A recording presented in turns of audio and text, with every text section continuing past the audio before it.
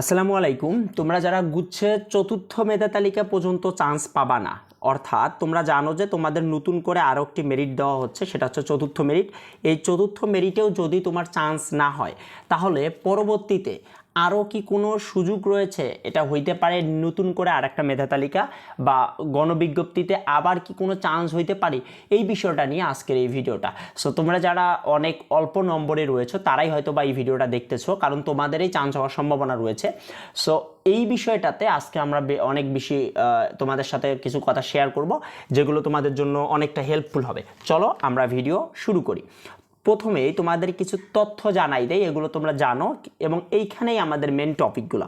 সেটা হচ্ছে, তোমরা জানো যে গুচ্ছভুক্ত যে বিশ্ববিদ্যালয়গুলো রয়েছে সেগুলোর তোমাদের চতুর্থ মেধা তালিকার কার্যক্রম চলবে। এখনও কিন্তু তারা বলে দিয়েছে তোমাদের যে চতুর্থ মেধা তালিকার যে কার্যক্রমটা সেটা কিন্তু চলবে 22শে অগাস্ট পর্যন্ত। 22শে অগাস্ট পর্যন্ত তোমাদের এই কার্যক্রমটা চলবে, কিন্তু তোমাদের চতুর্থ মেধা তালিকার ভর্তি যেটা সেটা নিশ্চয়ন করতে হবে 31শে অগাস্টের ভিতরে এইটা। আর এবং তোমাদের পেপারস তোমরা সাবমিট করতে পারবা 22শে অগাস্ট পর্যন্ত। তার মানে তোমাদের টোটাল গুচ্ছের মধ্যে আমাদের চতুর্থ মেধা তালিকার কার্যক্রম থাকতেছে 22 তারিখ পর্যন্ত, তাই তো? এইখানে আরও অনেক বেশি তোমাদের ইন্টারেস্ট বা কিছু ছোট্ট ছোট্ট ইনফরমেশন আছে, এগুলো একটু বলি। দেখো, আমরা অলরেডি জানি যে 16-17 তারিখের ভিতরেই অনেকগুলো ইউনিভার্সিটি যেগুলো তোমাদের ভর্তি নিশ্চয়ন করতেছে, যেটাকে ফিনাল এডুকেশন বলে, তাই না? এই ফিনাল অ্যাডমিশন করতেছে তারা, তাই তো? এই ফিনাল অ্যাডমিশনটা অনেক ইউনিভার্সিটি করতেছে, but some kind of university যেগুলো তোমাদের কিছু বিশ্ববিদ্যালয় থাকবে যেগুলো তোমাদের চূড়ান্ত ভর্তি করবে তোমাদের চতুর্থ মেধা তালিকার পর। এটা একটা অনেক বেশি গুড নিউজ, কারণ ওই সকল শিক্ষার্থীরা যে সকল ইউনিভার্সিটির চূড়ান্ত ভর্তি হবে না বা সেই প্রসেসগুলো শুরু করবে না, সেই সকল বিশ্ববিদ্যালয়গুলোতে কিন্তু তারা নতুন করে আবার মাইগ্রেশন হয়ে ভালো সাবজেক্ট পেতে পারে। সো ওই সকল ইউনিভার্সিটিতে অবশ্যই ভালো একটা ডিসিশন নিয়েছে। তবে আমাদের সেইটা কথা না, আমাদের কথা হচ্ছে যে এই চতুর্থ মেধা তালিকার পর চান্সের কোনো হোপ আছে কিনা, বা চান্সের কোনো অপরচুনিটি বা সুযোগ আমাদের কাছে কোনো থাকতেছে কিনা, এই বিষয়টা নিয়ে আমাদের মেন ভিডিও। চলো আমরা কথাবার্তা শুরু করি।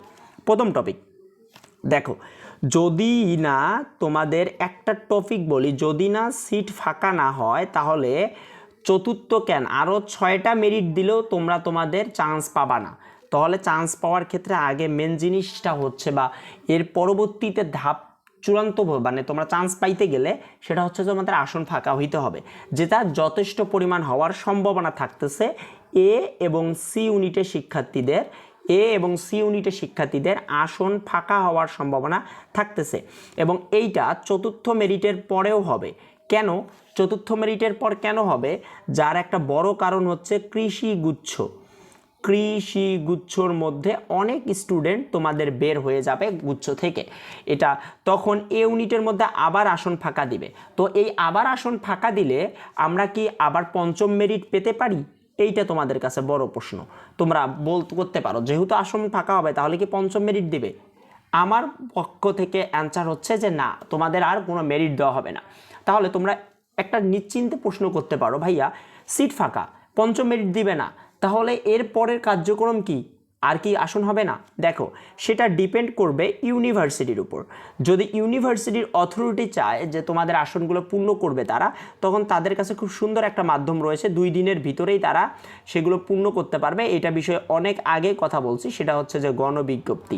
এই বিষয়টার মাধ্যমে তারা অ্যাজ সুন অ্যাজ পসিবল তারা তাদের শূন্য আসনগুলো খুব দ্রুত, ফাঁকা আসনগুলো খুব দ্রুত পূর্ণ করতে পারবে। সো এইখান থেকে তোমরা খুব ক্লিয়ারলি যে ধারণাটা পেতে চলছো সেইটা হচ্ছে যে তোমাদের চতুর্থ মেধা তালিকার পর যদি আসন ফাঁকা থাকে, যদি সিট ফাঁকা থাকে,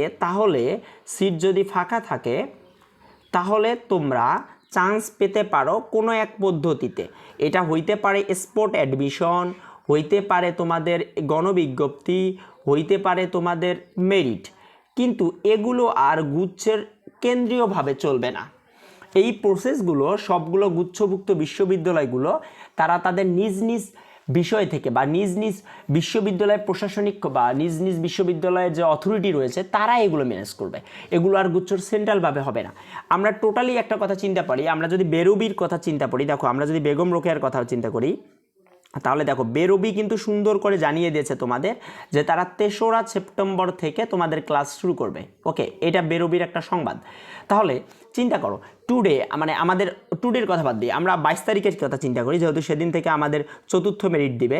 এই 22 তারিখ থেকে 3রা সেপ্টেম্বর চলতে প্রায় 11 দিন সময় রয়েছে, এবং এই 11 দিনে যদি বেরোবিতে আরও নতুন করে 80টার মতো আসন বা 50টার মতো আসন ফাঁকা দেয়, বেরোবি কি সেই আসনগুলো ফাঁকা রাখবে? অবভিয়াসলি না। তারা কি করবে? তারা চাবে যে সেই আসনগুলো পূর্ণ করতে। এটা একটা যৌক্তিক দাবি, এটা একটা স্টুডেন্টের যৌক্তিক দাবি হইতেই পারে। সো এই সকল আসনগুলো যদি তারা পূর্ণ করতে চায়, তারা তো আর মেরিট গুচ্ছের কাছে যাইতে পারে না যে আপনারা একটা মেরিট দেন, গুচ্ছ আর দিবে না, তখন সেটা নিজেই হ্যান্ডেল করবে বেরোবি। তার মানে আমরা চিন্তা করতে পারি বেরোবি তাদের আসন পূর্ণ করার জন্য নিজেই হয়তো বা মেরিট দিতে পারে, এটা একাকিত্ব বা নিজেই ওই ইউনিভার্সিটি দিতে পারে, অথবা বেরোবি তোমাদের জন্য একটা গণবিজ্ঞপ্তির ব্যাপার স্যাপার আনতে পারে এবং এই গণবিজ্ঞপ্তির মাধ্যমে তাদের শূন্য আসনগুলো পূর্ণ করবে। এইটা একটা টেকনিক। ওকে, এইভাবে আসতে পারে। তোমরা যেটা জানতে চাইছো যে আমাদের চতুর্থ মেধা তালিকায় যদি চান্স না হয় ভাইয়া, এরপর কোনো অপরচুনিটি আসে কিনা, তাদের উদ্দেশ্যে একটা কথা, অপরচুনিটি তখনই আসবে যখন তোমাদের আসন ফাঁকা হবে। এই একটা ব্যাপার আমি অনেকবার বলে আসতেছি। সো আসন ফাঁকার উপর ডিপেন্ড করতেছে তোমাদের পরবর্তী কার্যক্রম। আরও 2-3টা ব্যাপার তোমাদের সাথে শেয়ার করি। দেখো এখনও কিন্তু আমরা যদি সাস্টের কথা চিন্তা করি, সাস্ট কিন্তু এখনও তাদের কোটা বিষয়ে কোনো কথা বলেনি। আমার জানা মতে এখন পর্যন্ত মনে হয় কোটা বিষয়ে কথা বলেনি, অথচ আদার্স ইউনিভার্সিটি কোটার অ্যাডমিশন নিয়ে ফেলছে। সো এত তাড়াহুড়ার কিচ্ছু নাই। ইউনিভার্সিটিগুলো নিজের কার্যক্রম একটু গুছাবে, একটু টাইম লাগবে, কে কত তারিখ ক্লাস নিচ্ছে বলছে, ব্যাপার না। আমরা যদি গত বছর রাবির কথা চিন্তা করি, রাজশাহী বিশ্ববিদ্যালয়, এই রাবি দেখো ক্লাস শুরুর পরেও 1-2টা কিন্তু মেরিট দিয়েছিল তারা। সো এই ইউনিভার্সিটিগুলো যদি দেখা যায় যে আসন ফাঁকা হয়, দেখো আসন ফাঁকার মূল অস্ত্র কিন্তু এ ইউনিটের, সেটা হচ্ছে কৃষিগুচ্ছ, তাই না? তো কৃষিগুচ্ছর ভর্তি অ্যাডমিশন হইতে আরও 1 মাস, মনে করো 30 দিনের মতো সকল কার্যক্রম করতে লাগবে। তো 30 দিন তো তার আগেই গুচ্ছভুক্ত বিশ্ববিদ্যালয়গুলো ক্লাস শুরু করতেছে। সো স্টুডেন্টরা তো আন্দাজি বের হয়ে ভর্তি না হয়ে থাকবে এমন তারা, যাদের মেরিট অনেক ভালো, পজিশন অনেক ভালো, তারা হয়তো বা অ্যাডমিশন নিবে না। But some kind of student যারা ডিলেমার মধ্যে থাকতেছে, দুই জায়গায় কৃষিতেও চান্স হচ্ছে না, গুচ্ছের মধ্যে ভর্তি হয়ে আছে, যদি কৃষিতে না হয়, সেই সকল শিক্ষার্থী কিন্তু বের হবে না। সো ওই সকল শিক্ষার্থী চান্স পাওয়ার পরেই গুচ্ছকে ছাড়বে। তো গুচ্ছ ছাড়ার আগ মুহূর্তে আসন ফাঁকা হবে না, আসন ফাঁকা না হলে তারা কিন্তু মেরিট দেবে না। So this is the main theme তোমাদের কাছে, যে তোমাদের যদি আসন ফাঁকা হয় দেন তারা কিন্তু এই প্রসেসগুলোয় আসতে পারে। সো আরও কিছু টপিক তোমাদের সাথে শেয়ার করি। সেই টপিকটা একটা তোমাকে বলি, আমি একটু ভালো করে খেয়াল করো। যে দেখো চতুর্থ মেধা তালিকা দিছে, আসন ফাঁকা নেই, তাহলে আমার এই একটা কথাও কিন্তু তোমার সাথে ফলবে না। মানে আমি যে কথাগুলো বললাম এগুলো কিন্তু তোমাদের পরবর্তীতে ঘটবে না। কারণ কি, আসন না ফাঁকা পেলে পঞ্চম, ষষ্ঠ, সপ্তম কোনো গণবিজ্ঞপ্তিরও প্রশ্ন আসবে না। আর আমার খুব বেশি মনে হয় না যে ততটা আসন ফাঁকা হইতে পারে।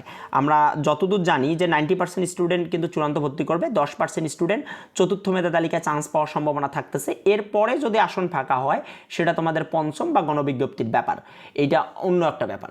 সো ভিডিওটা আশা করি তোমাদের কাছে ইনফরমেটিভ, এবং এই ধরনের ভিডিও যদি পেতে চাও, তোমাদের সাথে আমি কন্টিনিউয়াসলি আছি। সো অবশ্যই চ্যানেলটিকে সাবস্ক্রাইব করতে পারো। আসসালামু আলাইকুম।